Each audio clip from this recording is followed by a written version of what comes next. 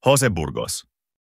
Si Jose Burgos ay lider ng kilusang sekularisasyon, iskolar manunulat, at isa sa tatlong paring martir na binitay ng mga Espanyol kaugnay ng pag-alsa sa Cavite noong 1872. Ipinanganak siya noong ika-9 ng Pebrero, 1837 sa Vigan, Ilocos Sur, kina Jose Tiburcio Burgos, isang Espanyol na opisyal, at Florencia Garcia, isang Filipina. Nag-aral siya sa Colegio de San Juan de Letran at Universidad ng Santo Tomas at nagpakadalubhasa sa pilosopiya at batas ng simbahan.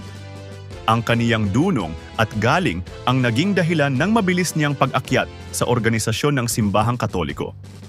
Nasaksihan niya ang pagwawalang bahala ng mga pari at pagtangkilik ng mga ito sa pang-aapi ng mga Espanyol, kaya sa isang bukas na liham na isinulat niya noong 1871 ay binatikos niya ang labis na kapangyarihan ng simbahan at humingi ng reforma para sa mga Filipino.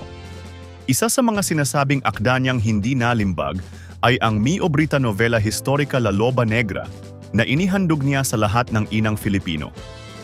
Dahil sa kaniyang mga pagtatanggol sa karapatan ng mga paring sekular, ay marami siyang naging tagahanga, bagaman kinainisan sa kabilang dako ng mga paring regular. Naging kampiyon siya ng kilusan para sa sekularisasyon. Dumating ang pagkakataon ng mga fraile nang maganap ang pag-aalsa sa Cavite noong 20 Enero 1872. Isinangkot at ipinahuli ang maraming mayaman at edukado. Marami sa kanila ang ipinatapon sa Guam, Marianas at ibang pook. Isa si Burgos sa isinangkot at kasama ang mga paring Mariano Gomez at Jacinto Zamora ay mabilisang nilitis at hinatulan ng bitay sa pamamagitan ng garote. Binitay sila sa Luneta noong 17 Pebrero 1872.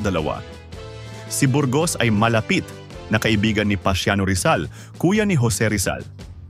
Lubhang nakaapekto kay Rizal ang pagbitay kina Burgos at nagsilbing isa sa mga inspirasyon ng pagkakasulat ng El Filibusterismo.